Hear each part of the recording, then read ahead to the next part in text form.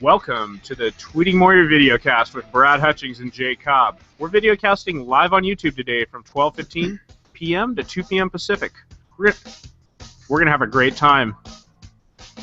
Okay, somebody's open. Shoot, that was me. My bad.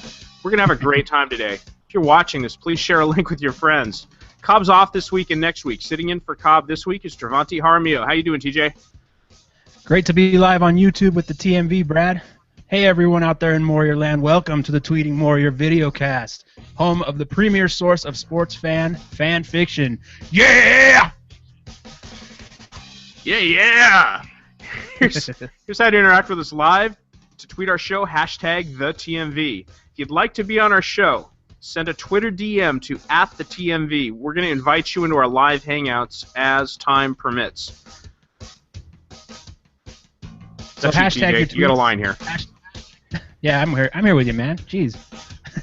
Hashtag your tweets @TheTM or hashtag TheTMV and DM hashtag TheTMV if you'd like to come out. Yeah, and I should have had DM @TheTMV. My bad there. So, are you ready for 2 hours of kick-ass video casting, TJ? Oh yeah, it's already going well, Brad. It's tremendously well. So anyway, yeah, let's stop that music. Oh, all right. So my levels are down again. Beautiful. Sitting in for TJ today. Pardon me. Sitting in for J. Cobb is our show best friend forever, BFF, Travanti Jaramillo. Here's the long and the short. We'd planned to come to you live every Monday. Well, you know what? Every time I talk, it just the levels. Damn. We plan to come to you live every Monday afternoon this year, but Cobb's day job work schedule changed, and he's not available to do the show on any weekday afternoons. Evenings are tough for me to pull off. So after the Super Bowl, we're going to be looking at Sunday afternoons. But we have to figure that out. In the meantime, I'm going to do this show and the next show with guest co-hosts. Cobb will contribute his Winners of the Week segment and a top-of-the-hour take for the second hour. And meanwhile, TJ was available to sit in today. He and I have talked a lot of late about the whole podcast game, and I'm sure we'll continue that discussion on the show today. What up, TJ? How's it going, Brad? Yeah, we've had a lot of discussion about this crazy podcast game. Luckily for us, we have a lot of...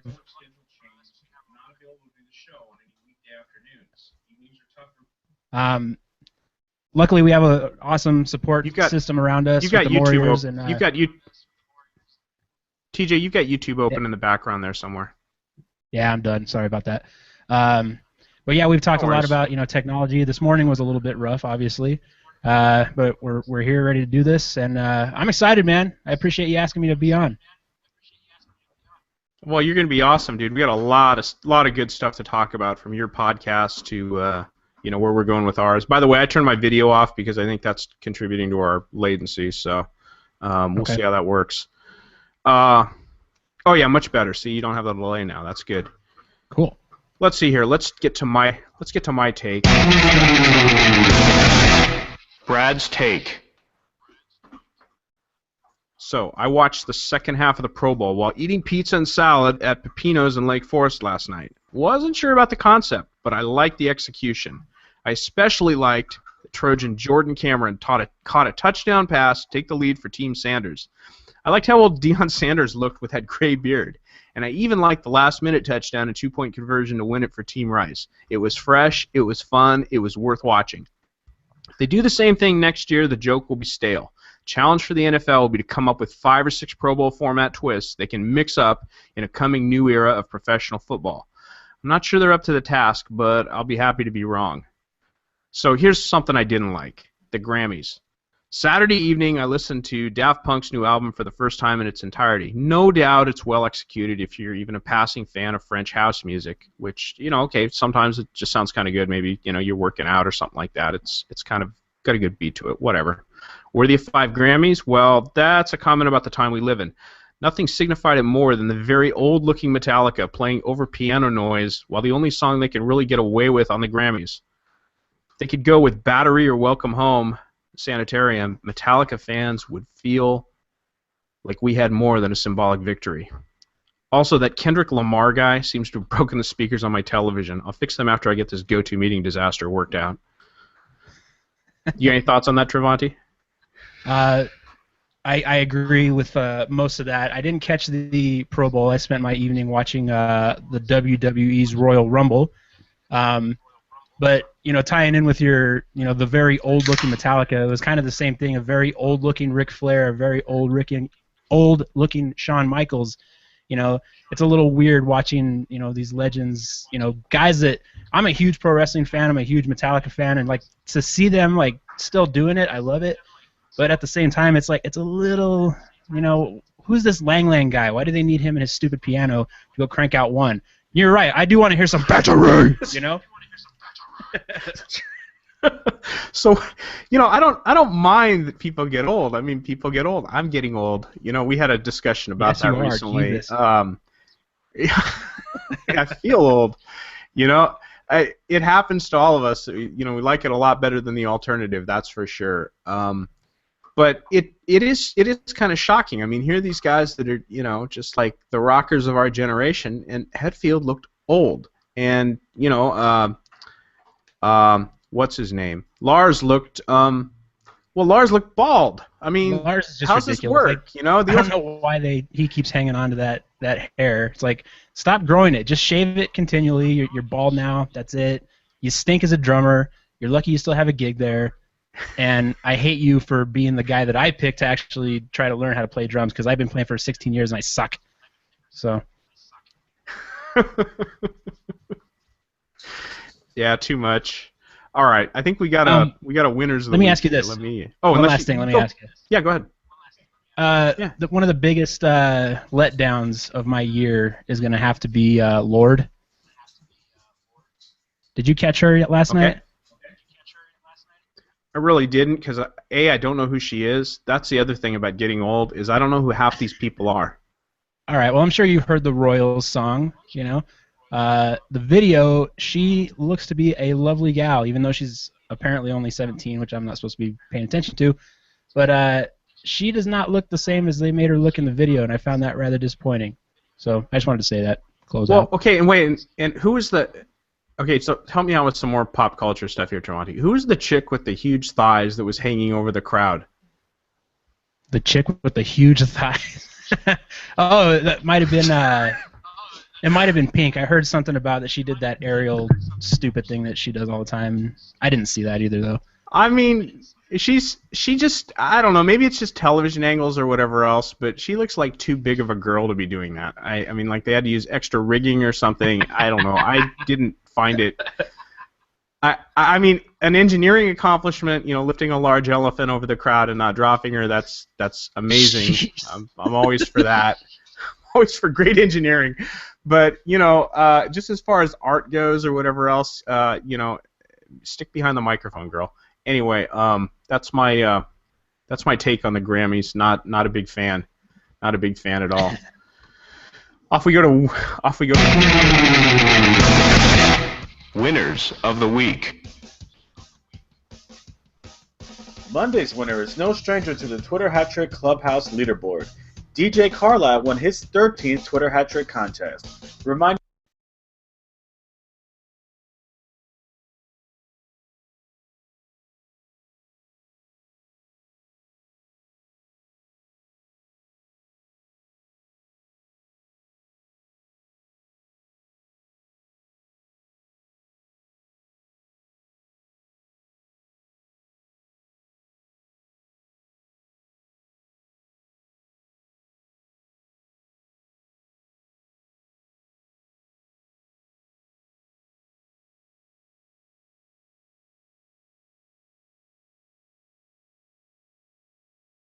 Gary's gift card, but Wednesday's winner would also win JJ's handwritten. You know what? That was dumb, because there I go again. I muted my whole audio here. Let's try one. Winners of the week. Monday's winner is no stranger to the Twitter Hat Trick Clubhouse leaderboard. DJ Carlisle won his 13th Twitter Hat Trick contest, reminding all of the J More Sports listeners that there are actually 2 DJs in the Twitter Hat Trick Club. Follow DJ on Twitter at DJ Carlisle. You are a hat trick winner. Yes, sir. No, sir. Sir Vegas won Tuesday's Twitter Hat Trick competition, his first. Sir Vegas just burst onto the scene lately and has been killing it. I guess Sir Gumbo needs to get at it to remind us that there's another Sir in the Twitter Hat Trick Club as well. Follow Sir Vegas on Twitter at Sir Vegas. You are a Hat Trick winner. Wednesday's winner not only won the follow from JJ and the Pro Flower Sherry's Berries gift card, but Wednesday's winner would also win JJ's handwritten set list from a corporate gig Jay Moore did in downtown Phoenix. According to my timeline, winning the set list appeared to be Cheech's idea, and Cheech himself actually put himself in strong position to win the set list. But oh no, Canada's own Mead indeed swooped in from the Great White North to snatch up that set list. Determined he was, he also snatched up his 6th Twitter hat trick win. Follow Mead on Twitter at Mead indeed.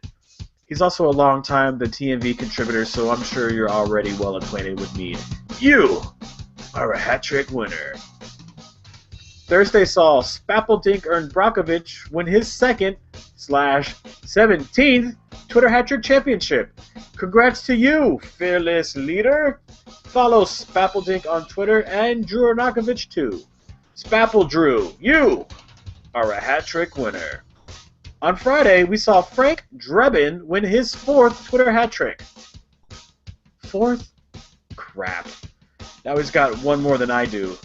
I'm going back to work on some tweets, guys. Follow Frank on Twitter at Frank Drebin. But do not follow at Frank Drebin8. He's an imposter, some Euro-loving soccer bloke, or some Euro soccer-loving bloke. Follow the real one. Lieutenant, you are a hat trick winner.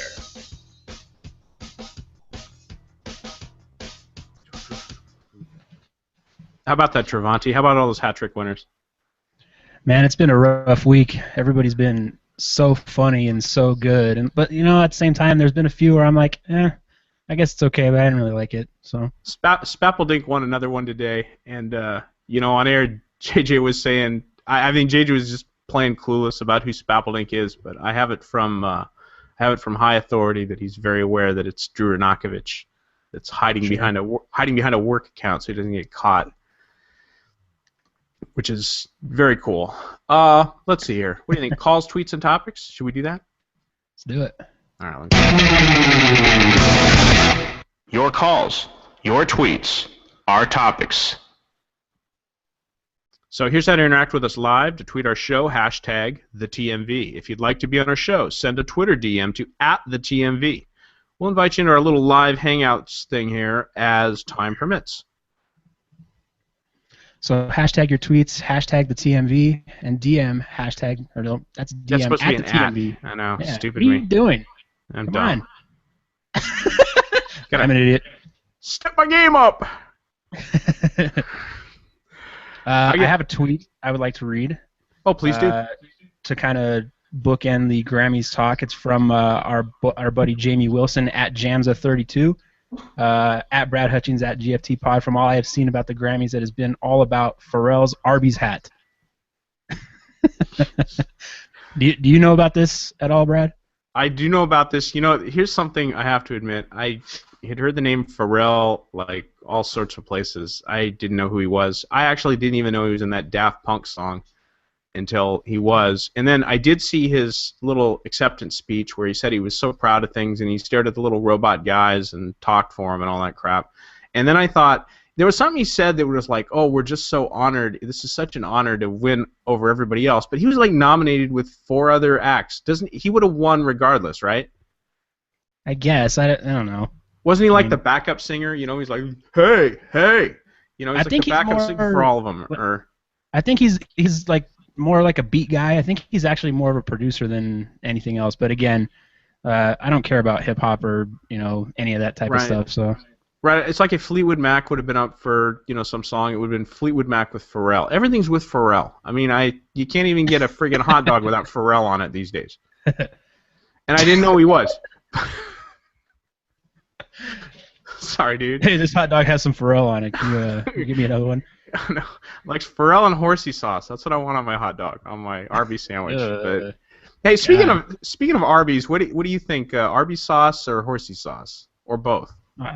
Oh no, sir. Horsey sauce. Horsey Arby's sauce. sauce. All right. I actually have a whole. I have a whole bottle of Arby's sauce in the fridge. It never got opened. But horsey sauce packets. Horsey sauce packets go real fast. Speaking of sauce, I'll also call out Chim Richels. It was pretty bizarre yesterday on Twitter how a very quick "Hey man," started a whole bunch of craziness as far as Terry Ho's Yum Yum sauce. Terry Ho's Yum Yum sauce, who I'm going to make a sponsor of the Go From There, my podcast, very soon, apparently is a steak and shrimp add-on. And I don't know how the whole thing, it just started. Chim mentioned that they followed him, and it literally turned into 4 hours of store runs. Johnny Ringo actually found the stuff at his grocery store because he was there and bought it. I don't know. It was some really funny stuff. But of course, Chim got a little gross with it. I don't appreciate his salty brand of humor, but he's been locked up in that hotel too long, and it's all snowed in, so he can't get out. Isn't that right? I don't know. He posted a tweet yesterday. It looks pretty clear in Denver. Cold for sure. I mean, it's probably like here. It's been sunny for the last week, but still been pretty cold. But I would like to call out Terry Ho's Yum Yum sauce. Good for you, buddy. Hope it goes well. Sponsor my show. Let's get it done. That's cool. So how did you get them to sponsor your show? Did you just ask? No, I haven't. I'm just harassing them on Twitter so far. Well, they don't even send you a few bucks or anything. You just kind of mention them. And, yeah, I know that boat. Chim said something about he wasn't gonna support them until he gets a T-shirt, and I'm like, not everybody has T-shirts, moron. Like, what are you doing? You're not going to get it if you don't ask. I mean, ask Mike Robinson. He wouldn't get a T-shirt if he didn't ask. He should have one in the mail. He should have one in the mail today, hopefully. Yeah, here's the tweet that Chim put out. It says, "Until I get a free T-shirt, I cannot endorse a product that doesn't return the love." I'm like, the guy might make the sauce in his bathtub. Not everybody has a freaking T-shirt. Relax. That is crazy. So our friend Pat Delaney, he's my buddy from. You trying to derail my show? My friend, my friend Pat Delaney, he's from the UK, and he and I worked together on some stuff. He tweeted a couple tweets here. Standing by for the TMV. Wonder how much I won't understand this week. But it didn't take long because some dude with a piano, Lang. By the way, Pat has his company's called Panda Tech, and he's got a great panda avatar. And yeah, it's a good-looking panda, but it's particularly relevant to this tweet. Particularly relevant to this tweet because some dude with a piano, Lang equals one of the world's premier pianists. Heathen. Lang sounds like a good name for a panda, also. Yeah, but I mean, back to that whole. I mean, you watched that. You watched that, right? I watched it this morning. Okay. Could you even hear him? Piano? After he started off, could you even hear him? No, it was terrible. I know it was terrible. What I can't understand about the Grammys and all these shows is why do they insist on the legend plus new talent mashup collabo clusters? Because it was fresh once. It's kind of like this whole back to my Pro Bowl take, right? That was very fresh. Which was great, by the way. I didn't Thank you very that. much. I'm gonna slap a tongue onto my microphone here, though.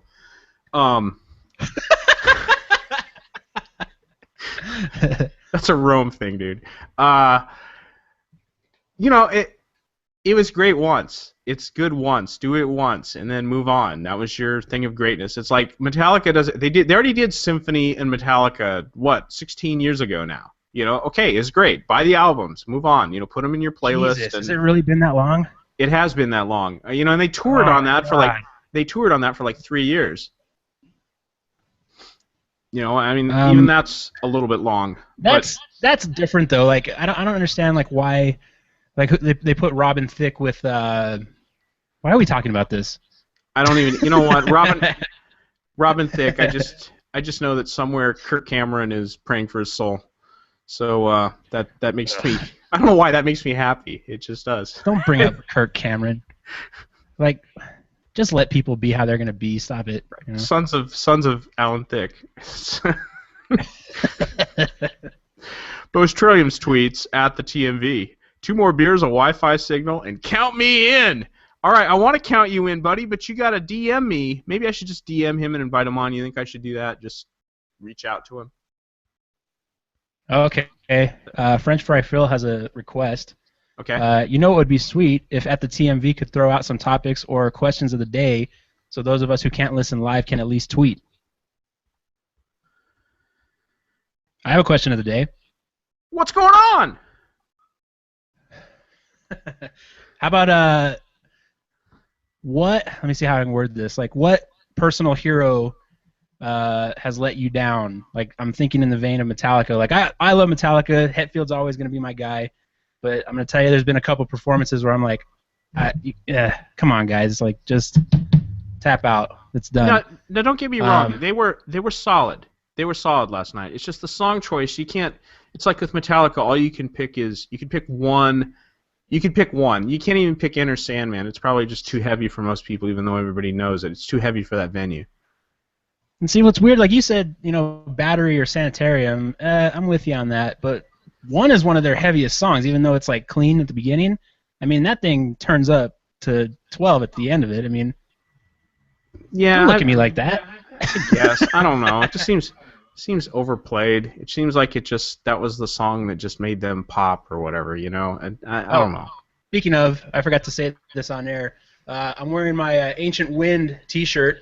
My homies from the podcast, if you want to get the shirt, DM me. I know you don't want to, but it's a cool shirt, so there you go. And French Fry Phil followed by saying, and by throw out, I actually mean tweet out because he might not be listening. So we have to have a question of the day. Okay, so that means I should tweet this out is what it means, apparently. Man, we're good. Oh, Internet, you are so slow today. Why is Firefox so slow? So, question of the day. Which of your heroes has let you down? Is that a good one? Sure. Then maybe like hashtag Metallica, hashtag Hulk Hogan. Right. Oh, because you're going to get to Hulk Hogan, and then I think I should also hashtag this pink as well, don't you think? Hashtag Thunder Thighs, apparently. Jesus, Brad. I mean, she just looked. I don't know. I didn't have that. I'm not one of these people who screws up the aspect ratio on my television, but I do know people who do that. It's like they got 4:3, but they've got the widescreen TV, so they stretch it out because they don't like the sidebars. You know what I'm talking about? People like that. Yeah. Typically, they're called dad and mom, and I know people. I know people who do that. And I'm just thinking, if they were watching the Grammys last night, it's like, okay, so fairly fat thighs go from like this to like this. I mean, that would have been horrendous to watch. Don't you think? That's funny, man. Thank you very much. Okay, I'm a guy that likes a meaty thigh on a gal. So okay, I don't know what you're talking but about not exactly. not hanging over you in an audience where if something were to break. Yes, hanging over me in an audience. What are you talking about? You'd take I'm out. just praying for that people. thing to snap and fall on my head. What was what was the event like in June or whatever where somebody went like running through and knocked over those 4 girls or whatever? I seem to think it was Eminem, but it wasn't Eminem. It was one of those punks. Oh. You know what I'm talking? About the leg drop one? I honestly I don't remember now. There was one, and I don't remember who the guy was, but there was they had like the snake pit thing going on, meaning like there was like a stage around some fans. Yeah. And the guy like tried to jump across, and he slipped, and he like Hulk Hogan style leg dropped this chick across the head. Yeah, and he like injured really her. messed her up, like right. Put her in the hospital. Yeah, what an ass. Totally what an ass. That could have happened with her. And what's with this hanging people over the... Didn't the Grammys do that last year with...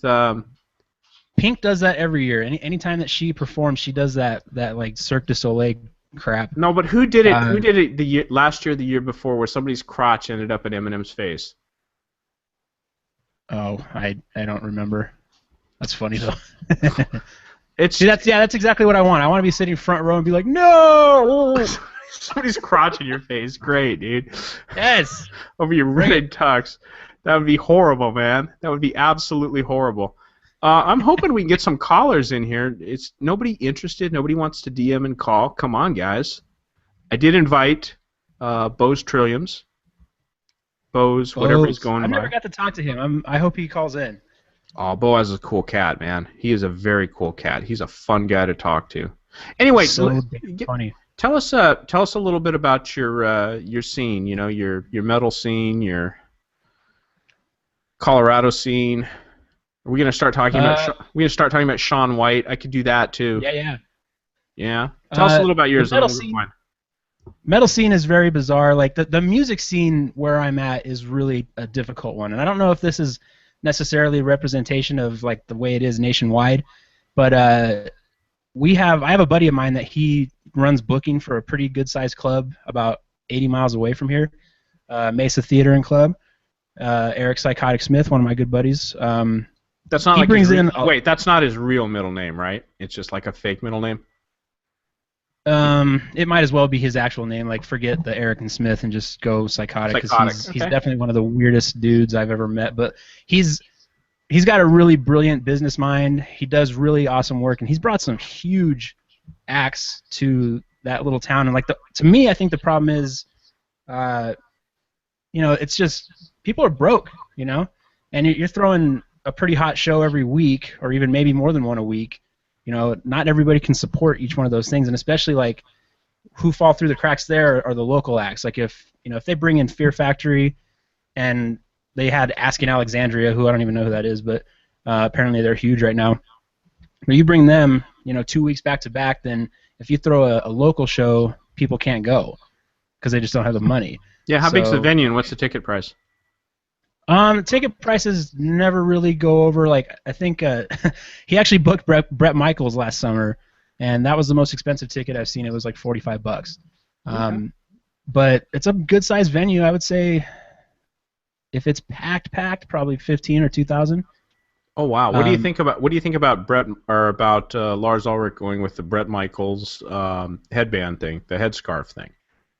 I wish he would just wear a Lars Ulrich 1984 wig rather than that. I mean, it's just Lars.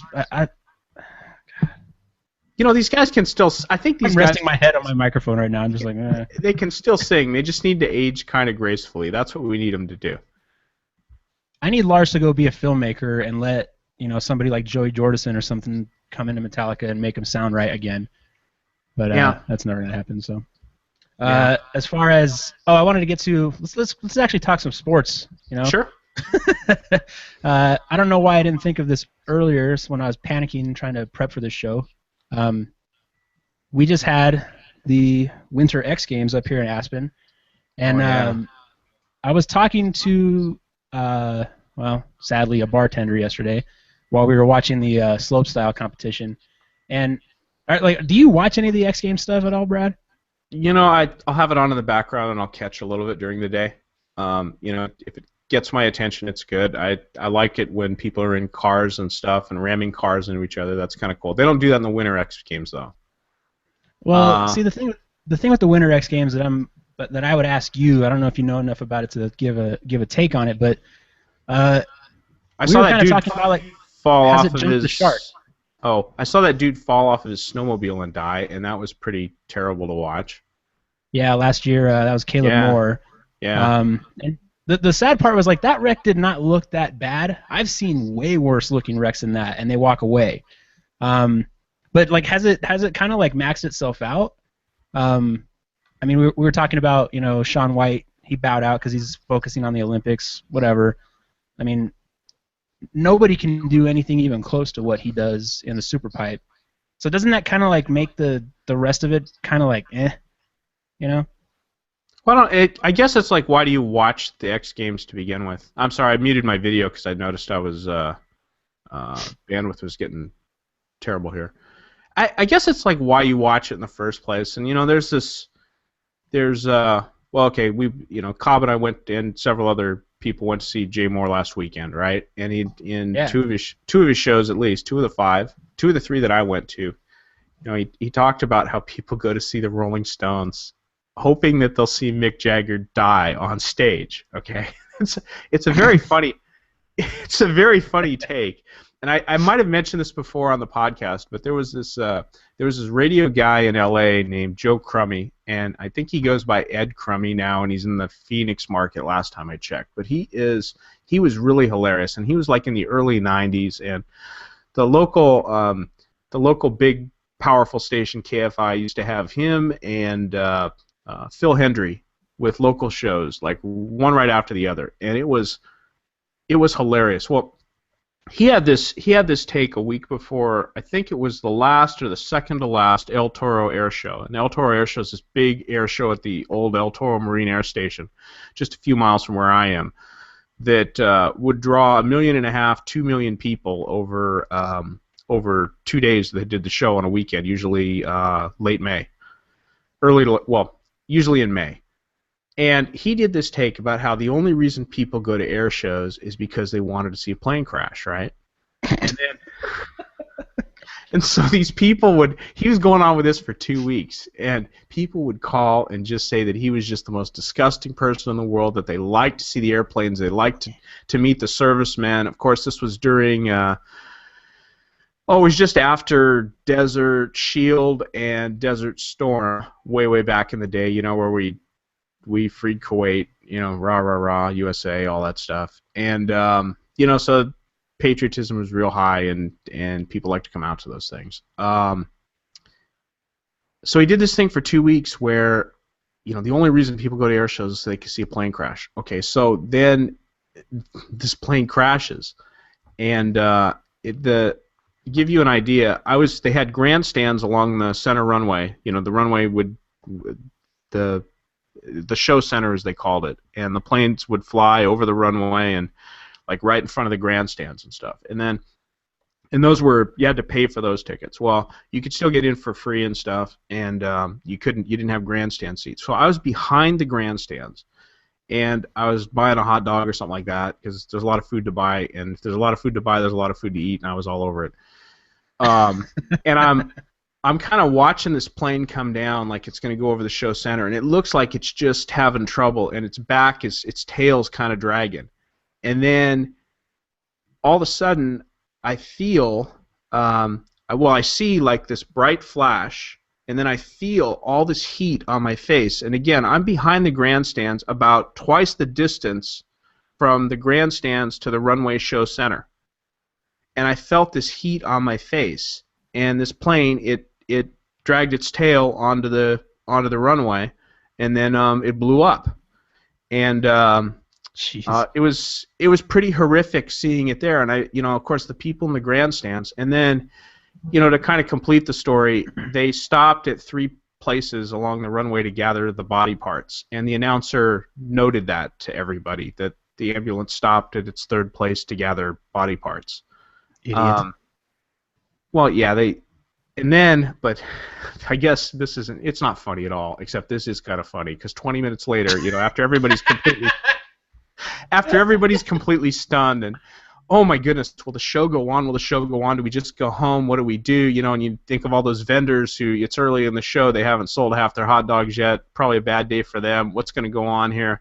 20 minutes later, the announcer comes on, and he says, well, we talked with his wife, and she said that he would want the show to go on if something happened to him. So the show's going to go on, and the crowd lets out this, this giant cheer that the show's going on, and I'm just like, oh my goodness, this is surreal.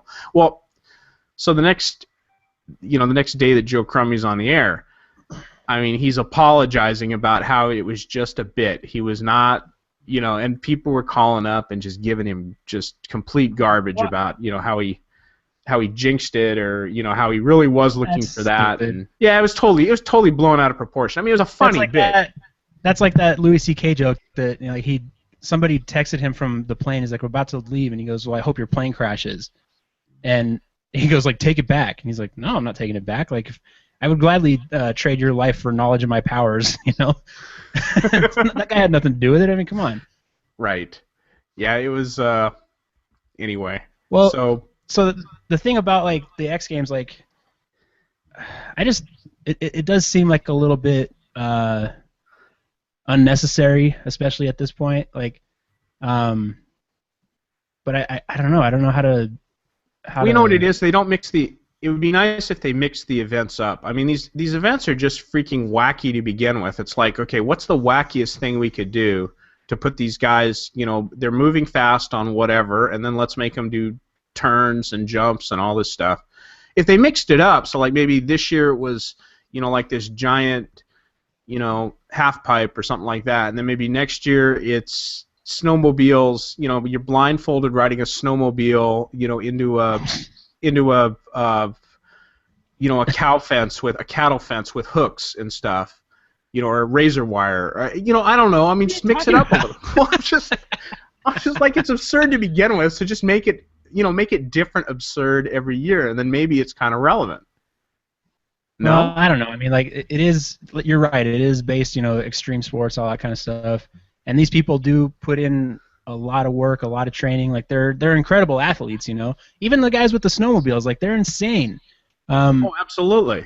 Last year, I went to a launch party, and I got to meet. Oh shoot, what the heck is his name? He's actually a paralyzed guy, paraplegic, and he still does the snowcross competition. After that's why he is paralyzed, you know. And I'm like, you know, you seem to be really kind of pushing it. I don't know. It just seems weird to me. But if it's what they love, I guess that's what you do. I don't know. Well, to kind of make a long story short on this, football. Yeah, what happened here is that Shaun White dropped out of the X Games so he could train for the Olympics. At least that's what he said. And then, of course, there's, you know, it's not just the love of the game and all this other stuff, because Shaun White was the Winter X Games, basically. That's why people came out. That's at least half the reason. It was responsible for most of the ratings on the Winter X Games that ESPN got. I hear a great Blue Dini there. Blue Dini, stay with us until the top of the next hour if that's cool with you. Is that cool? Yeah, I'm muted. Okay, cool. You know, so Shaun White, he kind of bowed out. He did this letter where he thanked ESPN for everything that they've done, and you know how it's helped his career, and how he just enjoyed being part of that family. And then he goes and he pimps out this special that NBC did on him, especially for the Olympics.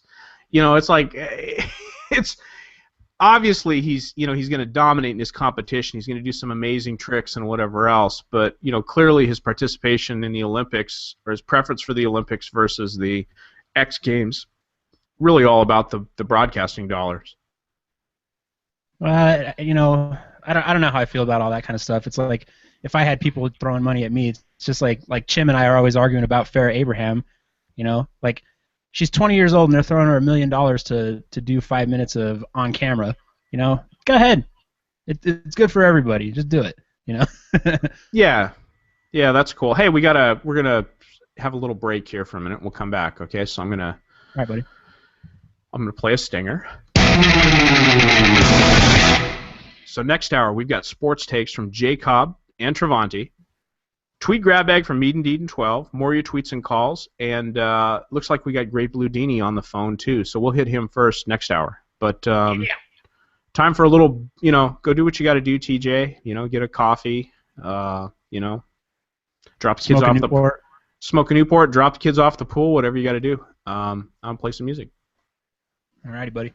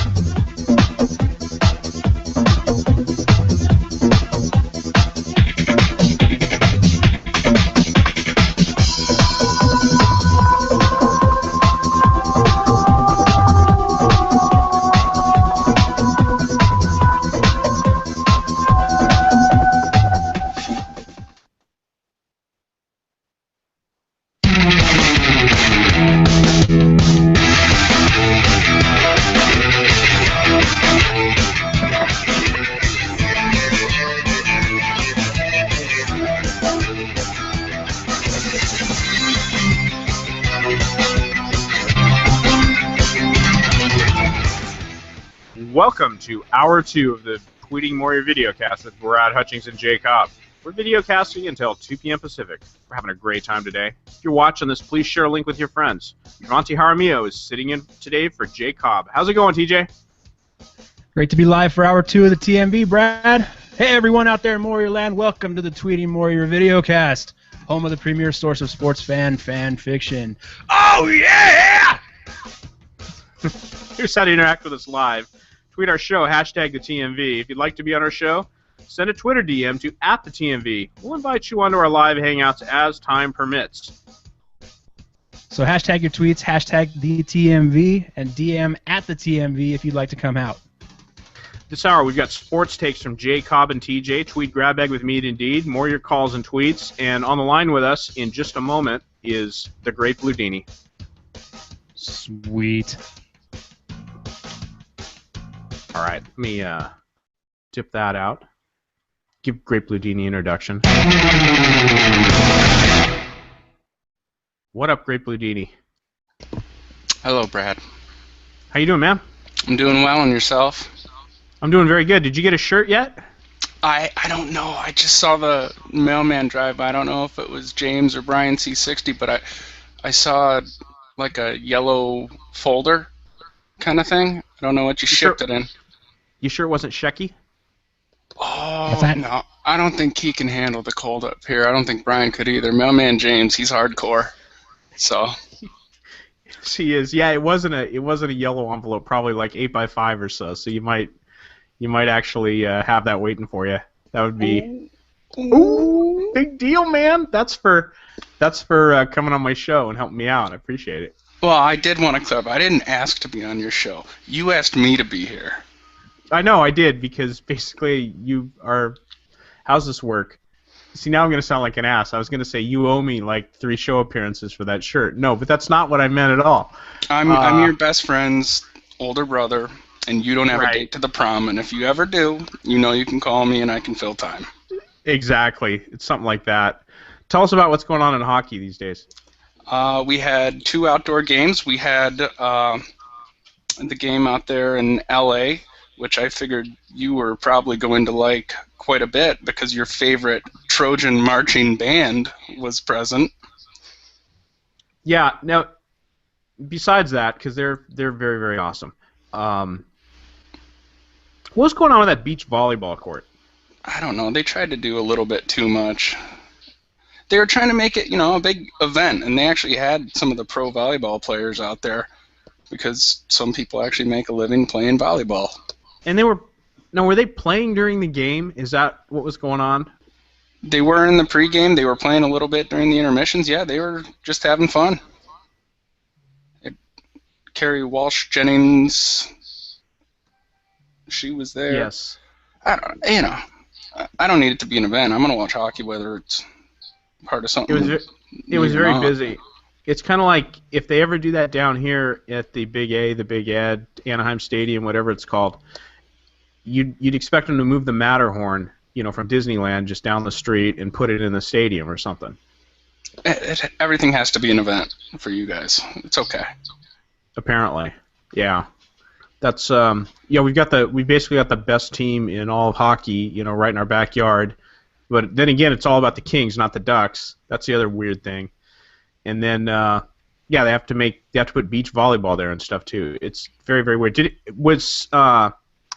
Were you able to see Cobb's house during the broadcast? I think I could. I think just barely. I was trying to look for his microphone, but right. You need that shot right out over center field, and then it's just to the right of center and just like a little bit over the hill, and that's kind of where it is. Very cool. So about the actual games, forget all the hoopla around it. Tell us what you thought. I thought it was okay. I wish there would have been a little bit more scoring in the game out in LA, just because I know that it would have translated a little bit better for more people, because it was getting good exposure, and then just to have the 2 early goals for the Ducks there and then not much else after that was probably a little underwhelming for a lot of people. But and then we had the game in Yankee Stadium yesterday where it was a football score, and it was 7-3. The Rangers ended up beating the Devils. And that was just too much scoring, you think? A little bit, and then Marty got a little whiny about it, complaining Yeah. about the hockey. And he doesn't even realize that he cost me all my goalie stats for the week in one of my fantasy hockey leagues. So, I got my own complaints, Marty. That's great. So one of the interesting stats about the Ducks is that they actually, now you're a little bit more on stats with hockey than I am, but they actually have a winning record even when they are scored upon first, which is absolutely unheard of in the NHL, because getting that first goal is, I forget what the percentage is, but it's kind of high for how often you win when you score first. It's like 65 or 70% or something like that. It is. It's not quite as much as it used to be. It's been loosened up a little bit. The Ducks are really good. They're getting great goaltending, and then that top line with Perry and Getzoff there, and they're a really good team. Is that a surprise to hockey fans, or did you sort of figure they'd gel and and really do well out there? This season specifically, or? By the way, that's not Marty whining. That would be Monk, and Monk's gonna get blasted. Oh man, leave Monk alone. He's just gonna get redirected a little bit. Anyway, so what? Yeah, what are your surprised about the Ducks, or Ducks fans are surprised about the Ducks? All the Ducks fans who bought Kings tickets or Kings season tickets are a little bit surprised about the Ducks. No, I'm not terribly surprised. I mean, they've got a decent amount of the pieces who are there in their Stanley Cup with Getzoff and Perry. I mean, they have multiple Olympians. They got Fowler, who's playing for the U.S., and they're a good team. So I'm not surprised at all. So on the I mean, I guess I don't know, to hockey fans, the nice sun and beach volleyball and everything else around the Kings-Ducks game probably looked a little bit ridiculous. I guess, but I mean, when you really think about it, when the sun goes down in California, at this time of year, what is it, like 45 to 60, depending on the night? Yeah, it was probably about 58, 60 degrees there. So, I mean, it's basically like the same temperature that you're going to have inside an arena anyway. So, I mean, plus with that giant truck they have there, I thought it was really cool just to be able to bring it out there. Mm-hmm. Fans liked it. I talked to a friend who went, and he thought it was just absolutely great. It was different kind of experience. There was there's a little bit more room to get around and stuff. You want to go up and get some food or stuff. It was a little emptier than usual at a Kings game. So it was nice for them. Our other game, though, I mean, you had, well, paint the picture. Single digits. I mean, one of the kind of funny things is that, like, to have really good ice, it needs to be right around, like, 21, 22 degrees for it to be hard enough. And then if it's too cold, the ice gets really brittle and chippy, and it's not that good of a quality. So what they had in New York was actually worse ice than they had out in California because it was too hard. And what these guys are used to are just like perfect sheets. So the puck does a really good job. And it's really not all that interesting unless you're actually going to be skating on it and feeling your blades going to the ice. One of the things that people who don't really skate understand is that, and this will come into effect in the Olympics a little bit, but the way a hockey blade is cut, there's actually two edges on it. You got the piece of metal, and then it's actually hollowed out up the center of it. So when you're pushing off, you're digging off an inside edge instead of one single actual blade. And then depending on how deep that groove is will impact how hard you cut into the ice. So depending on how cold the ice is, the groove that you have cut in there, it's going to change the dynamics of how you're actually skating. Yeah. So hey, I want to take a second, and I just want to wave hello to little Hado, who I know is watching on a big screen. sitting with his dad in an easy chair. So, how you doing, buddy? Travanti, you can wave to him, too. I don't have a dog.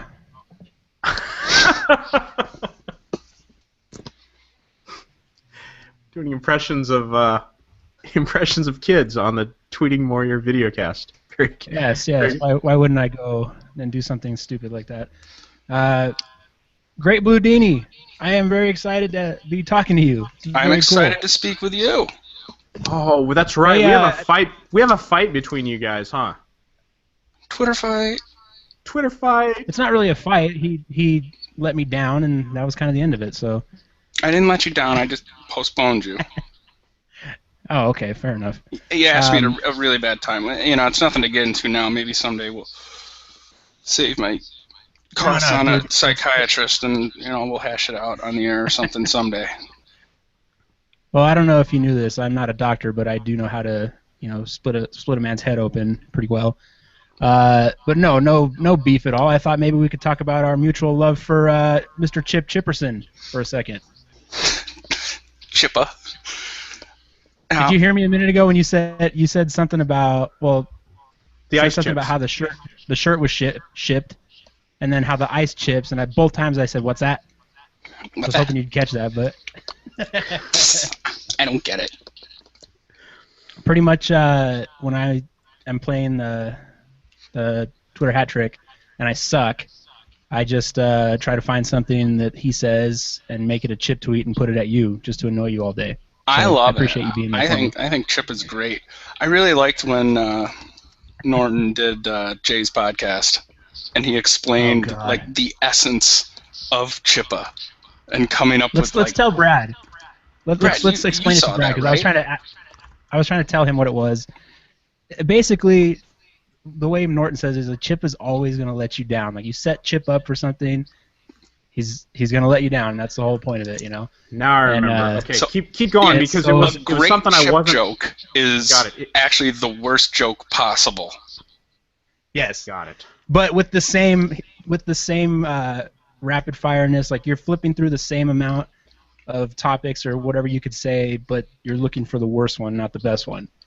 And it's hysterical. Like, man, when you get a good one, like, it makes your face all hot and you hate yourself a little bit, but it's definitely a lot of fun, Speaking of which, Hato's daddy tweets at the TMV. So the frigid weather must explain the chippiness of Miss Diaz to Dan Byer on Fox on Virgin America. Oh, we're all getting into it now. Oh man, I wonder how many scarves those kids are going to have to wear out here. It's going to be tough for them. I think we need to lay off Byer for a minute. He got wrecked pretty hard today.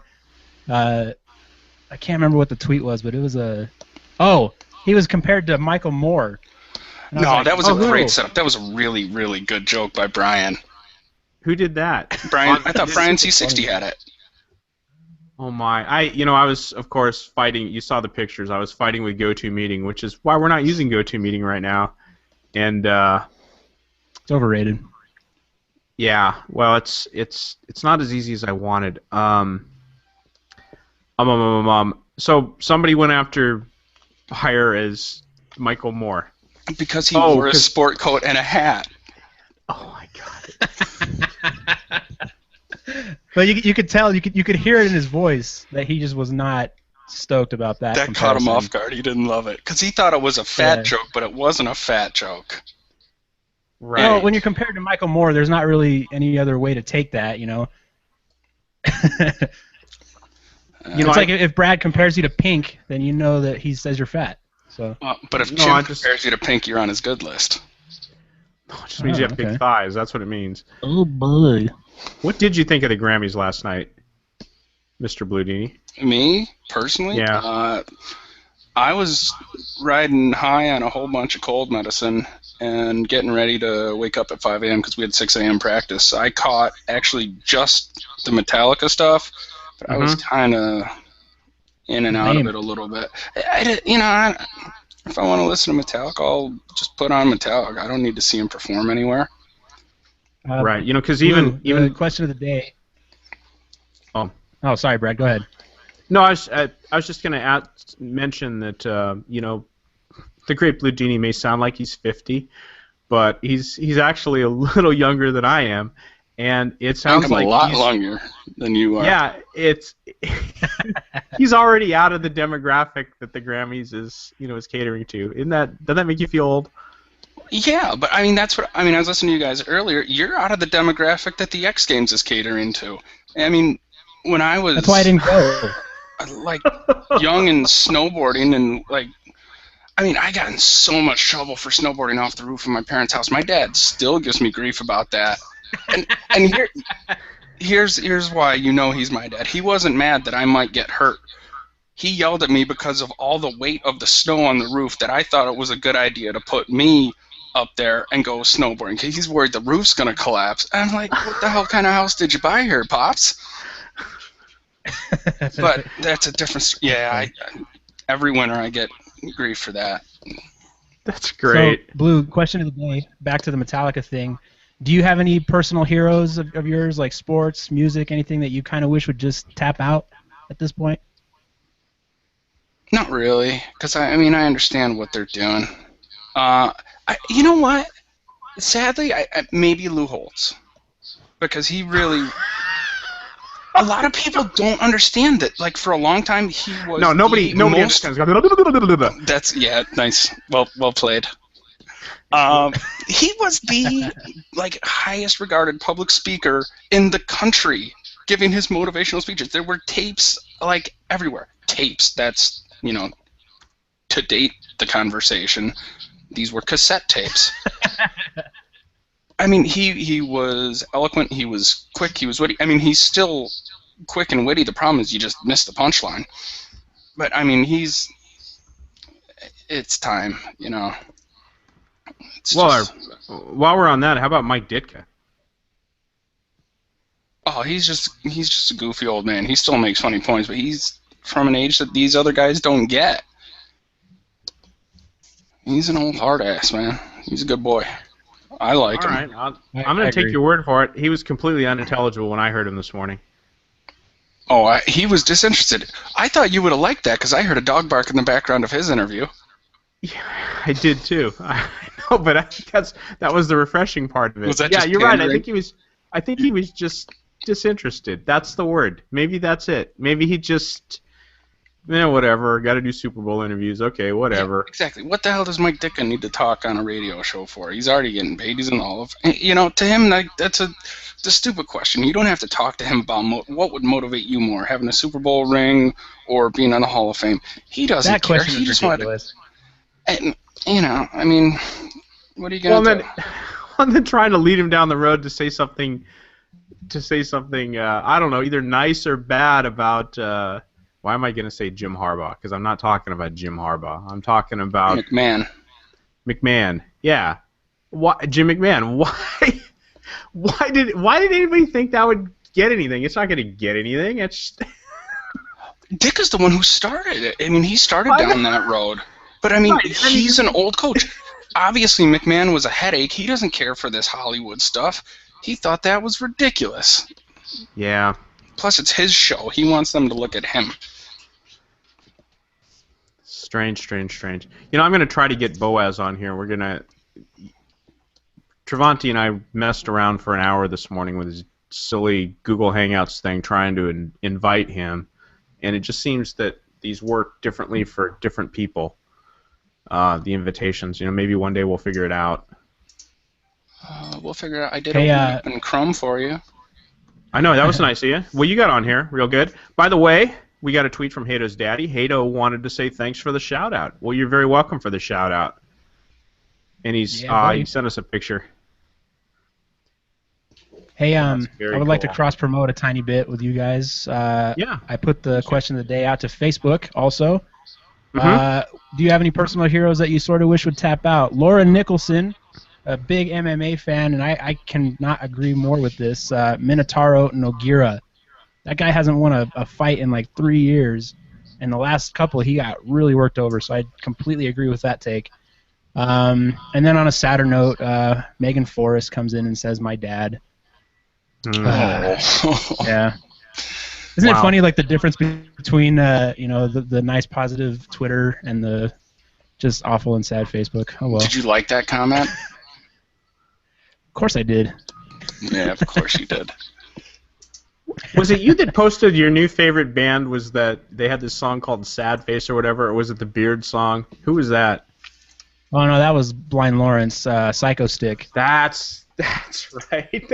They had this. I have a problem with those guys because we actually had them when we did the metal radio show. We had an interview set up with them, and they completely blew us off. So I don't like Psycho Stick. Oh, that's terrible. Jerks. Absolutely terrible. But their Beard song is If you hilarious, missed man. that, though, you should look up Sandwich because that's it's catchy and it's stupid, but it's fun. So. We got a few more tweets here. Of course, Lupe tweeted Brad could go for something to eat. Brad can always go for something to eat. And I've been chopping on these donuts. You know, we got a box of... Okay, so we got a box of 13 donuts from Walmart yesterday. Okay, this is a box. It's like this long. And you open it up, and it's got these donuts lined up, and it's like a dozen donuts, and they cross it off, and they put 13. They just give you that extra one. But it's, Yeah, what is it, quite like the a box of- baker's dozen or something? I don't get it. Oh, man. Jeez. I don't know why I I- cracked myself up so bad. I think that's why they call it that. But they really go No way, overboard I with do know why. I do know why I cracked myself up because I like jumped at the microphone like I was like ah! Boaz tweets, I'm gonna go with CeeLo God. Green. He was so sweet when he was in Goody Mob, and a couple of great solo albums. Then S-Word, yes, I'd have to agree. I'd have to agree. And what's with tattooing your head? Doesn't he have his head all tattooed now? Travanti, explain this to me. Just I mean, a you have all poser. these. Bam Bam you have all Bigelow did these- it first. Gee. Ah, Yeah, TJ, why don't you take 45 seconds and rationalize neck tattoos for me? Please. oh, I can't go there with my Yeah. crowd of folks over here. You want me to play the villain? I think your T-shirt looks like a Rorschach test with Arby's sauce on a black T-shirt. Oh, you son of a! I'm the You know bad what? guy. I'm just I've had kidding.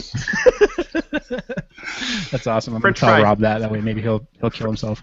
Oh, French fry you Phil can't put that on tweets. me. French fry Phil Oh, tweets. no, he'll be alright.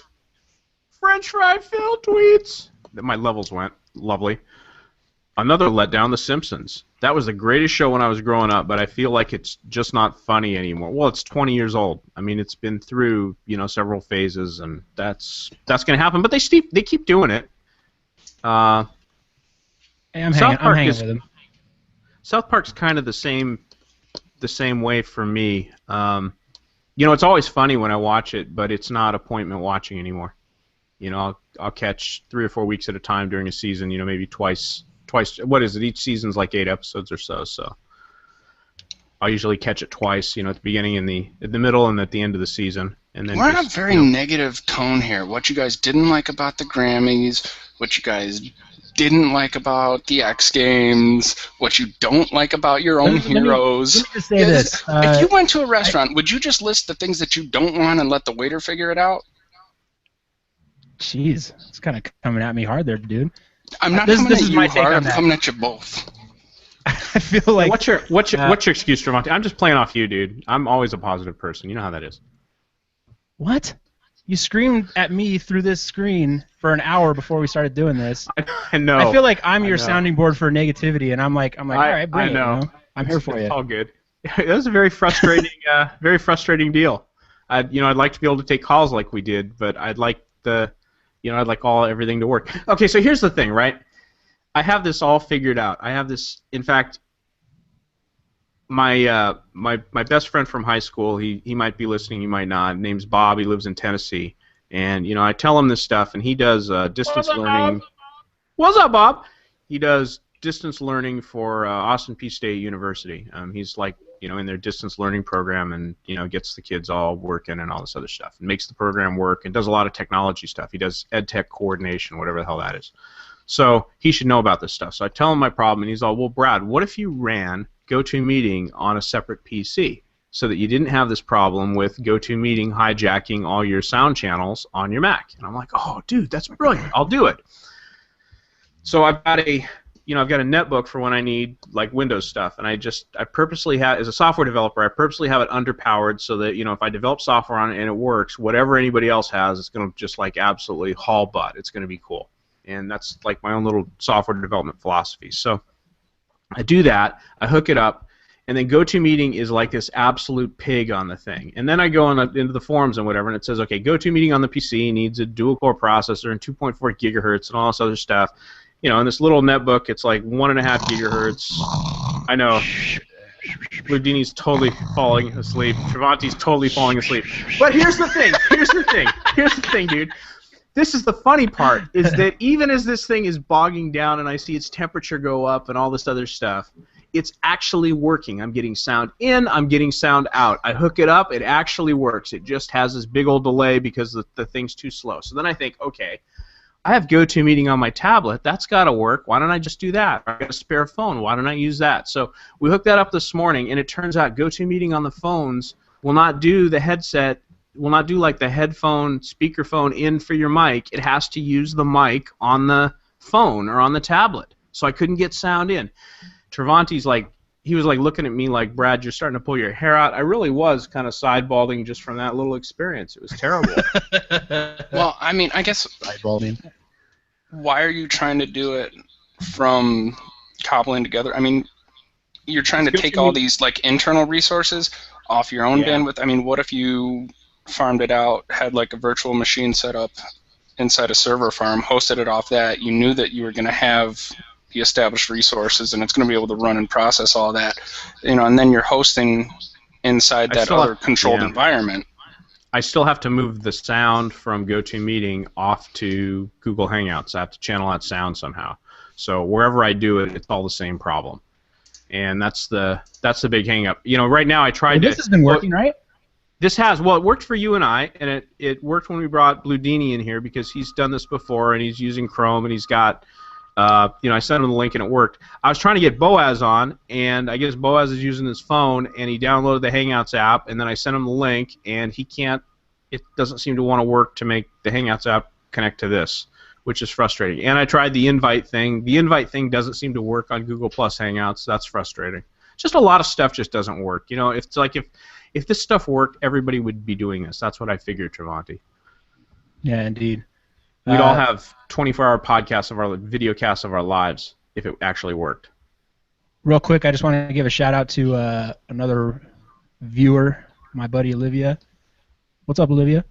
And I got another Facebook message as far as the tap out heroes. Somebody went with Hulk Hogan, which again, yes, I think he has tapped out. I think he's out. So. But he did something. What did he do recently? Were you telling me about that? Yeah, sex tape. Yeah, with his big Hulk crank. With his ex-wrestling buddy's wife, while him and his wife were split up. No, it was Bubba the Love Sponge. What did he just do, though? You were telling me about this yesterday, right, Travanti? No. Was it Hogan or somebody else we were talking about, maybe?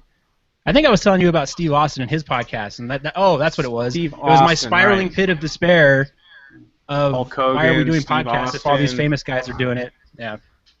That's right. I gotcha. Oh. I got a couple more tweets here. Lupe also tweeted, hey, if you get a date for the prom, do you think Blue will go with me? My cousin may not be out of jail by then. I don't know. I think Mr. Lupe might have a problem with that. That's funny. Wow. Hato, thanks us for the shout-out. Hato's daddy telling Boaz Trilliums to get his ass on YouTube right now. Hato's daddy can picture Blue yelling, I can picture you yelling, do it again, from high atop the arena, coach's voice. Oh, yeah, there you go. It's tough. It's struggling. But we can always run till the whistle gets tired. Now, Hato's daddy took TJ's question of the day and then kind of stretched it out to okay, which ending was more anticlimactic, and he went with The Sopranos or Seinfeld. And I think both of them got people thinking, got people trying to. It wasn't obvious, but it got people discussing and trying to figure out, well, was that a good ending? Wasn't it a good ending? And it seems like that seems to be the ending everybody's shooting for right now. Is not to like overwhelm and just be the great ending that everybody understands right away, but to just make it something, make drama out of it that we talk about. I don't know. It's kind of weird. As far as The Sopranos go, like there's a whole breakdown of all the little shots that David Chase did for the finale of The Sopranos, and it tells you what happened. I think it makes it a lot less anticlimactic and did I say that right? Am I having a stroke? Sure. It's all right. Yeah, I slept toast air. if you read through that, it's long. I mean, the synopsis is really like super detailed, but if you read that and then you go watch that scene again, it's pretty chilling. So I'm gonna go with Seinfeld sucking. You got a verdict on that, Blue Dini? Well, I think the Seinfeld one is kind of fitting. I mean, what would you expect of like a show with no story that ended up becoming a show about a show with no story? It's just these little things. But I mean, the other thing is, I look at entertainment like this is just a consumable. Like, if I'm not watching, I don't want to think about it later. Like, I'm not watching a sitcom to change my life or a drama to learn how to be a better person or to not be a mobster. And it's just, if I'm enjoying it right then, I'm happy. Something else is going to be shiny, and I'm going to be distracted by that in the next moment. So what you're saying is you don't take your social cues from a fake mafia person. Yeah, exactly. Okay. That's fair enough. My moral compass was directed by a duck hunter, but not one on TV. It's like right. Fair enough. I better. I'm getting texted by Cobb here, who's disappointed I haven't done his take. So let's play his take real quick. I think it's a couple minutes. Do it. All right, here we go. Cobb's take. Let's talk Richard Sherman. Nah. I just think we have a cool story about the whole Richard Sherman thing. Now, it is Super Bowl week, and we missed our chance to go all Richard Sherman last week. And here's a little insight into why. As you may or may not know, last Sunday, Brad and I met up in Irvine to see Jay Moore at the Irvine Improv, and to puff our collective chest at the meet and greet a little bit.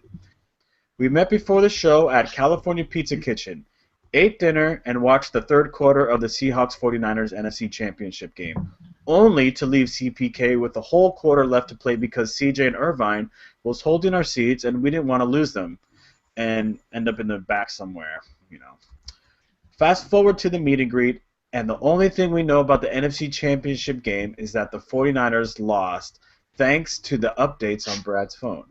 So, Brad and I have no earthly idea as to what happened at the end of the game, Sherman's heroics, nor his endgame postgame antics. As JJ is finishing up the meet and greet, Brad and I are off to the side conversing on all things TMV. JJ comes up after selling a shirt and taking his last picture and asks, "Did you watch that Seahawks game?" I reply, "No, I was sitting inside the Irvine Improv waiting for you to do your set." Well, actually, I didn't. I think Brad and I just said a polite and collective no. So, you didn't see Richard Sherman lose it on Aaron Andrews' postgame going all, "I'm the best DB in football. Crabtree's mediocre. You can't run a fade on me to end the game. LOB!" Yes, JJ is yelling this to us, and of course we had no idea it happened. But personally speaking, I immediately checked Twitter, YouTube, and some online periodicals to see what this monster of a Sherman had started. With only a small amount of research, I knew this was going to be huge.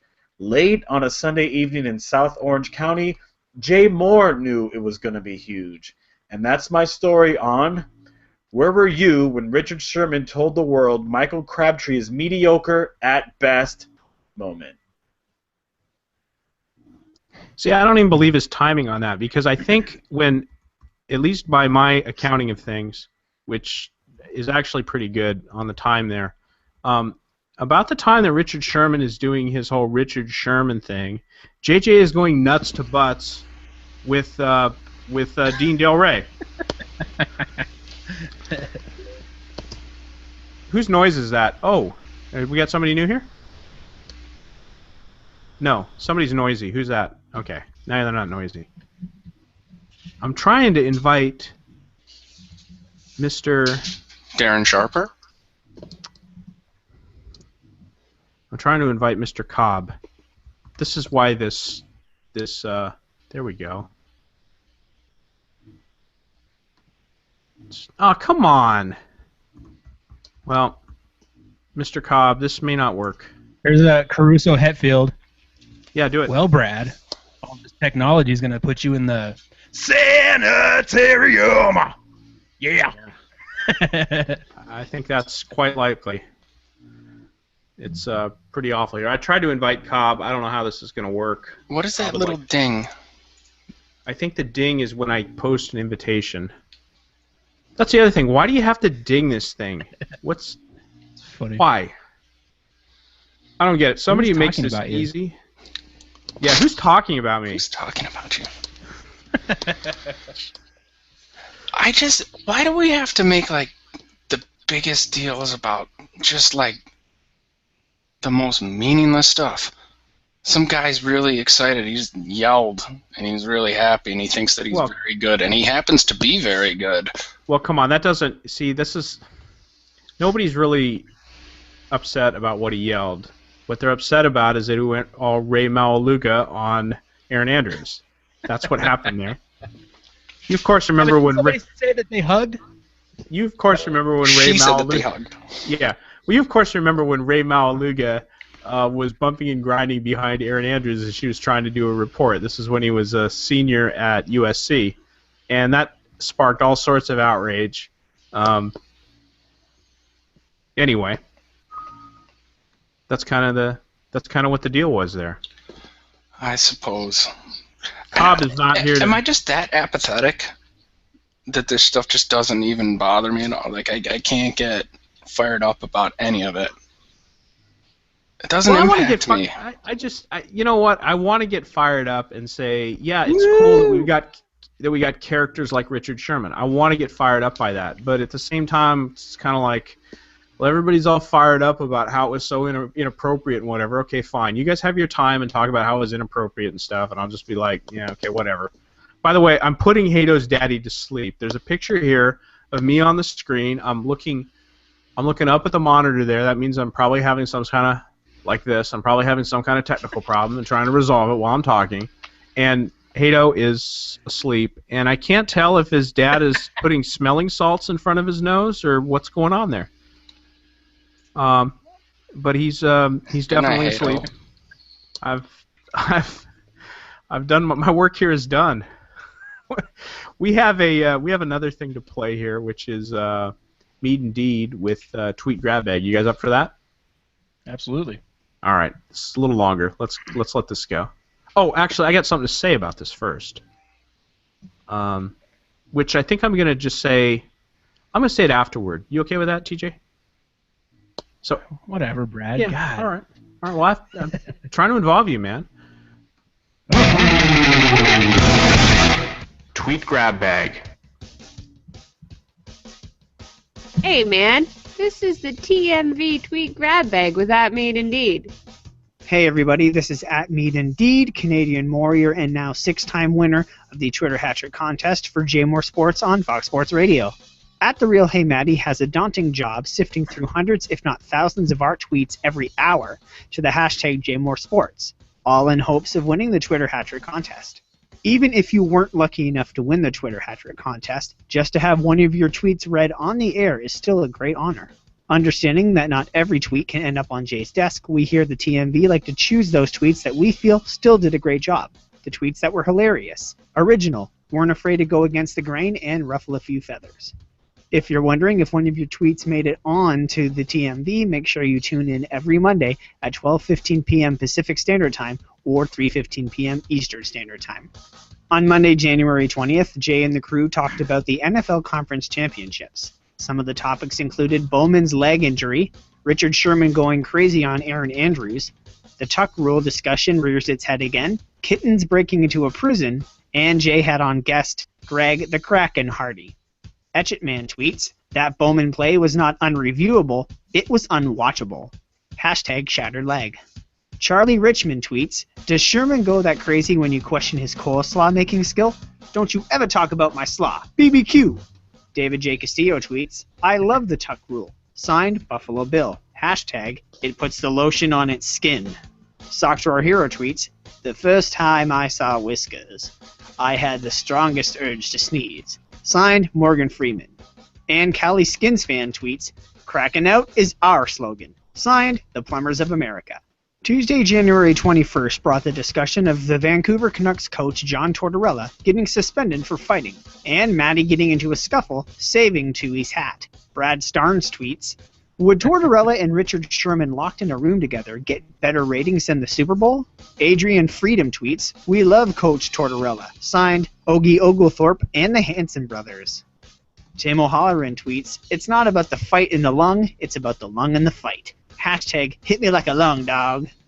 Blind Lawrence tweets, well, Jay, I guess you could say the guy asking for change was a mad hatter. Yeah! And the Great Blue Dini tweets, I'm the best coroner in the game. Regards, confident proctometrists. Wednesday, January 22nd brought us Dan and Maddie filling in at the beginning of the show, double standards in sports, and a funeral home with a wine cellar. Get Well Genevieve, or Drunken Fit, tweets, at Dan Byer on Fox was great, but he confused me when he said to hashtag JMoreSports. What's a hashtag?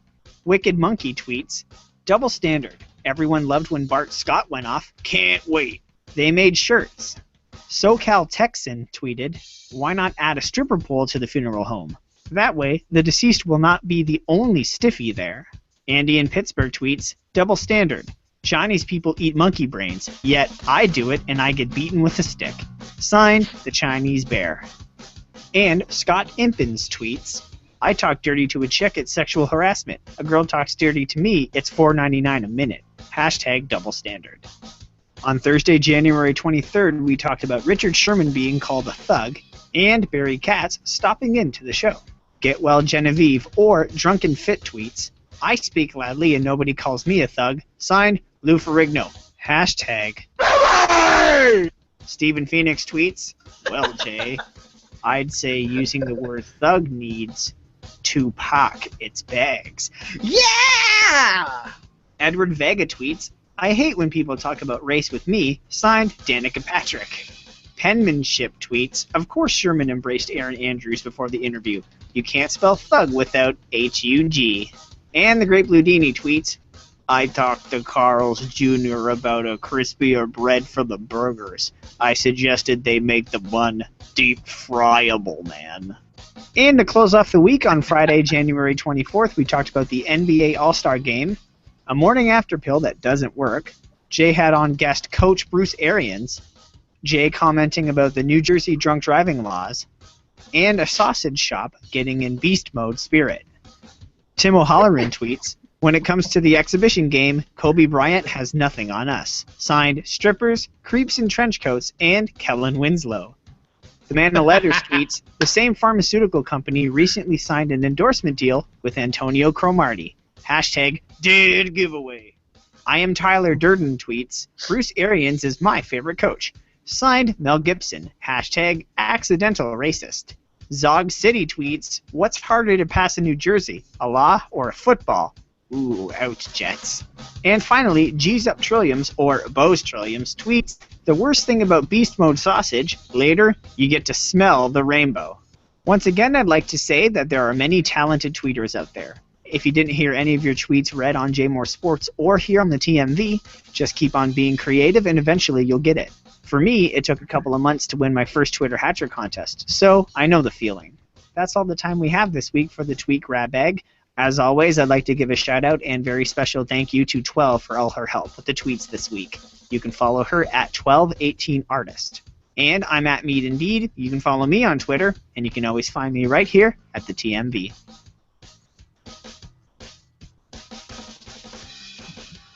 So before we close the book on Tweet Grab Bag, I want to thank Mead and Deed and 12 for all the time they've put into these. Mead is not going to be able to do these any longer, as he's got to focus on his family and his job and stuff. And I totally understand it, because if you listen to that and you heard the production quality, that's all Mead. He did all that stuff. He made it I just plunk it into the soundboard and it's ready to go. Basically the easiest guy I ever worked with on this podcast as far as getting his stuff up and going. And that even includes Blue, who does a good job too. But Mead he does all the production for himself. The dude is awesome. So I look forward, maybe in the future of Mead working with us again. And can't say thank you enough. If you're interested in the idea of picking the best tweets that didn't get read on JMore Sports and want to be that guy like Mead used to be, tweet us at the TMV, and maybe you can take the reins for a week, a month, or however long you like, and I'll help you with production and everything else, so it'll sound just absolutely great, and we'd love to get your help. So that's what's up with that. And Travanti knows the travails of doing a podcast. That you depend on a lot of people for to help you and pick you up, and they do what they can, and yeah. Well, anyway, thanks, Mead. It's all good. I love you, buddy. I know. No, it's good. He's a good guy. He'll be back. Let's take calls, tweets, and topics again. Your calls, your tweets, our topics. I haven't been able to get Mr. J. Cobb on the phone here, unfortunately. He was going to call in, but that's all right. We can soldier on. Had a couple more topics to throw out to you guys. There's some good tweets too. Peyton Manning. We haven't talked about Peyton Manning. Tell us about Peyton Manning. Tell us everything we need to know, TJ. This was a bit of my Super Bowl take. I feel the Broncos, they have this game in the bag as much as they could. I don't really know how this game's going to go, and I don't think it's going to be this awesome offensive shootout.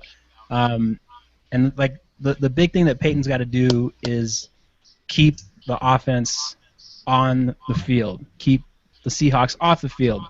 It seems to me like I have this weird feeling that the way this one's going to go is that the wheels are just going to fall off one of these teams. I don't have the confidence in the Broncos, because you've heard over the last couple of weeks how the Broncos haven't really been putting their opponents away.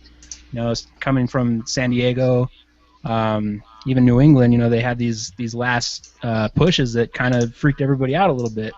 So I feel like I just had this weird feeling that something bad is going to happen. The run game is going to be garbage, or maybe somebody gets hurt. And I think that for the Broncos to have that edge, they got to do something a little bit different. I've heard other people's takes saying, they got to keep something in between the pass and run game, like a real short pass game, just something to chew up clock and score points, and that's how they're going to do it. I really think they got it, but I'm a little worried. I don't know. I've got this story here. I've got this story here about Peyton Manning and this glove that he wears, and it's not really a cold weather thing. He wears it. Said he's worn one on either his throwing hand or on both hands 13 times, and he has a passer rating of 111.9 in those games with this glove. And it's not about the cold weather either. It's about the feel that he has on the ball after his spinal surgery. So I think I'd like to take this a different direction. Do you think people are watching the Super Bowl because maybe they might get to see Peyton Manning get crippled? Well, we talked about this earlier. It's Siegfried and Roy. I would suppose that pretty much anybody that watches Peyton play, that's kind of in the back of their head. But I mean, he's got super stem cell neck now. He's not going to get crippled. He's here. So what did they do with this? So you're saying people are going to watch the Super Bowl because the air show's not in town? I think that's kind of what I was going for there. Is going to watch this game because it's a great football game. They're going to watch it because they don't want to be the guy who didn't watch Peyton Manning get crippled. I think that's really why people are watching this game. I don't know how I feel about that. You don't. Not even not even a little bit. I think more people will be like, well, especially on my end of town, they're more interested in seeing Sherman get worked around the field. You know, he's got his work cut out for him with all the receivers that we have. I mean, yeah, well, he can only cover one at a time. That's for sure, man. Well, and that's the whole thing. You know, we would love to be the one that shut up the new thug. You know, so. Oh my god. I said that just to bother you. I know. It was really good. I appreciated it. I love it. He just grabbed his chest. He's like, oh, why? Bludini, is Peyton Manning the greatest of all time? Pile on. No. No, right. he'd have to win. He'd have to win 4 Super Bowls to do that. Do you agree? No. No, he's got to get in the Hall of Fame. No. No Super Bowls, but the Hall of Fame. Stupid question earlier. He really isn't in. I don't think he's really in consideration for that. Win or lose the Super Bowl, he's very good. But I think this is a clear-cut case of nobody could really make that case that he's the greatest of all time. I don't know, man. It's too subjective. He They'll isn't try. playing defense. They do it to fill time because it's easy to try and compare about it. And then it's almost easier to do, like we have these jerks in Buffalo, and like the worst thing a radio host can do is not have an opinion. If people agree with you or don't, the worst thing you can do is be in the middle. And like that's what people do. They just come up with these things that are easily debatable softball topics because they are so subjective that you'll never have a clear-cut answer, and you're going to get impassioned arguments either way because you have current huge fans, and then you have people who hold these other guys in the highest regard, and then you have apathetic jerks like me who understand that you'll never be able to have a true comparison like one for one and have a definitive answer. I don't need a definitive answer on this. I think that was the whole premise. Well, it was at least one of the premises of Cobb and my He didn't play at USC, so there's no way. There's no way. Right. Well, that's just a biased opinion. That's not a definitive answer. They're all biased. that was kind of our he's point right. with. He's right. The whole thing, like I hated Manning his whole career up until he came to Denver. Now I love him. Just ball wash. Like that's all I want to do with this guy. Like. Yeah. It is. I agree with Blue. Like, there's the discussion is. I mean, it's just one of those things. It's just a time filler, and like, I can't stand. Even worse is the one, the Kobe Bryant Michael Jordan comparison. I'm like, who cares? Like, you'll never know. The only way you'll know is on NBA 2K12. Otherwise, shut up. I don't want to talk about it anymore. Yeah, the only way you'll know about Peyton's legacy is 10 years down the road when they've sorted it out and they've decided what his legacy. The only way to do it. I mean, unless he gets paralyzed. RT for Peyton Manning, favorite for Tom Brady. Right. That's the stupidest. Go on Facebook and talk about it. Who's talking about you? Right. Mr. Bludini, should the Cleveland Browns take a chance on Michael Vick? Actually, I'd like Riley Pooper's opinion on that. They're not going to lose anything now. Riley, she is really liking her new couch. Although she put her puzzle ball up on it, which I didn't appreciate it. So, what do the Browns have to lose? I mean, the real problem is that they're not establishing any consistency with their systems. So it's like, even if you had a quarterback who was just serviceable for a little bit, but you have the same coordinators and coaching staff for a long enough period of time for everyone to get on the same page, they would at least have a chance. But I mean, if you're going to go from a guy who's like your age in Brandon Weeden to Mike Vick, it's like, what are you going to do? It's just, you're not going to be worse, but you aren't really doing anything to set up longevity. Because especially with Vic, he's going to get hurt, and he's at a point in his career where he probably needs to retire in the next year or two. So even if he does make them do a little bit better, you're not going to be able to bring in someone who's going to be able to run the same dynamic offense as him. Okay, so given that he's going to get hurt, I think that's an absolute given. That's his track record every season. He will get hurt. Okay? Do you think the Browns would bring him in so that people would watch him get hurt? What is with you in this room in general? I mean, I know a lot of people who would watch football to watch Mike Vick get hurt. I don't kid about that. I'm not even joking. I mean, I think when he came back, that was a lot of the. That's There weird. were a lot of people. It is weird, but it's a whole dog. It's. I mean, personal. but I mean, you know me. I have a I know. rescue pit bull. Right. I'm not gonna wish harm on some basically- some guy I'm never gonna meet. Right. It's basically dog brutality shaming, is what's going on. It is. Last topic of the day, Blue Dini, before we close this out. You know a little bit about golf, I know. Can you make any sense? Friable.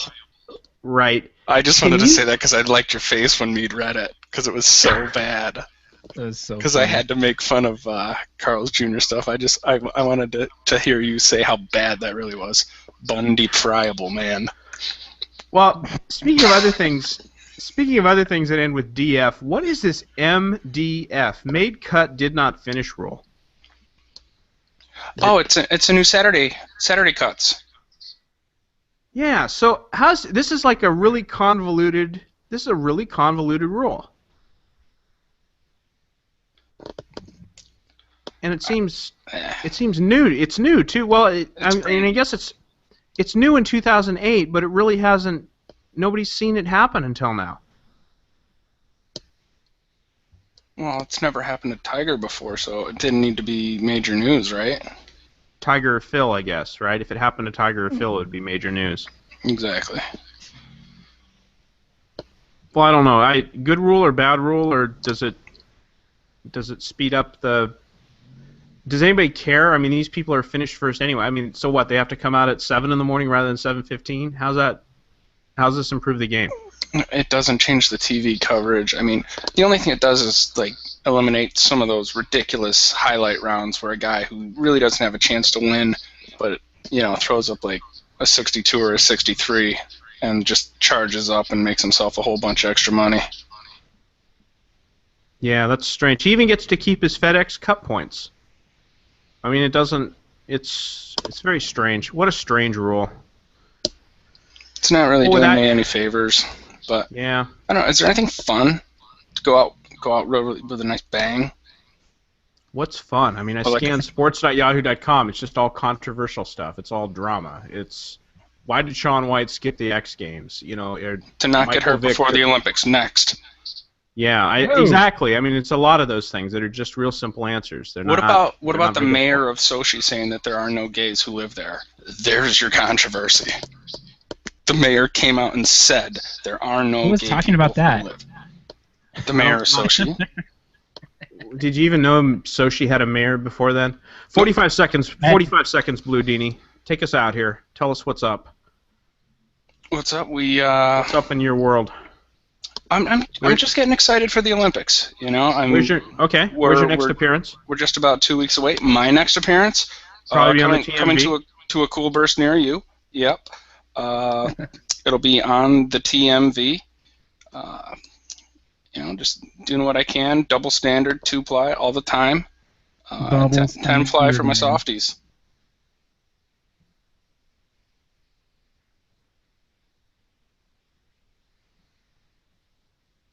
Oh, I thought you were frozen because I didn't see you moving. I did too. That's funny. He might be. Where's he at? I don't know.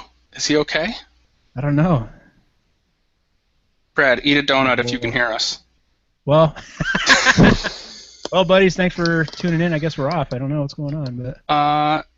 Yeah, it was nice to talk to you, TJ. It was nice that Brad had Emilio, and I mean, it's like donuts aren't even baked, man. So why are they a baker's dozen?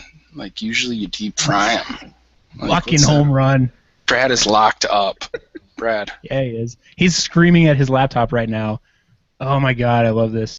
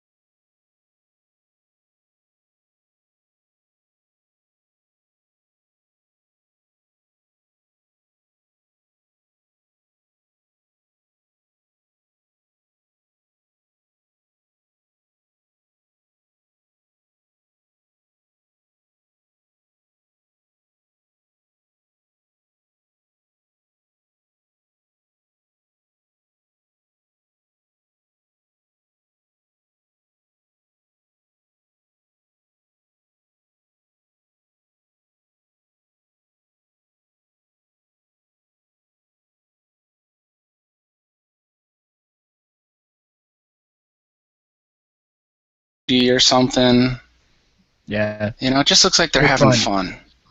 Yeah. You know, It reminds me of a... Hey guys, There he I is. got bumped for some reason. I'm not sure what. Oh, here we go. I'm back on the air. Yep, here you are. You were frozen for a little bit there, and you know, I read a picture tweet, which Jay never does. I actually read the characters for a picture that TJ tweeted. Very good. I'll tell you what. We're going to end this right now. So let me do our thank you bump. Do you have your music ready? I do.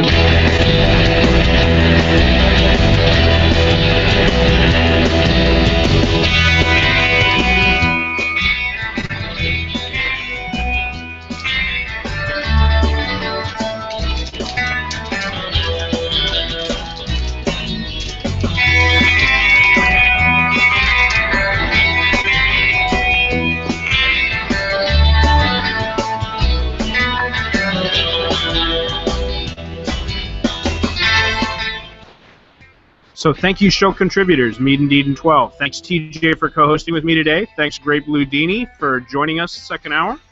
Thank you, Jay Cobb, for doing winners and your take. Thanks to the tweeters. Thanks to the people who listen to the live show, and those of you listening on podcast. Thank you, Brad. This was a fun 2 hours. Please let us know what you thought of the show on Twitter, #TheTMV. Follow @TheTMV. And if you'd like to contribute a bit or sit in for an hour, tweet @TheTMV and let us know. We'd love to have more people to make this show even better. And please do me a favor. Go to gofromthere.podbean.com and check out my podcast. Thank you very much. Absolutely. You did a great job today, TJ. Ludini, you were awesome as well. Thank you for picking us up. Anytime. I love you guys. And I love you too. And I'm going to say later. Is that weird? Unduck our music and get out of here. Thanks, guys.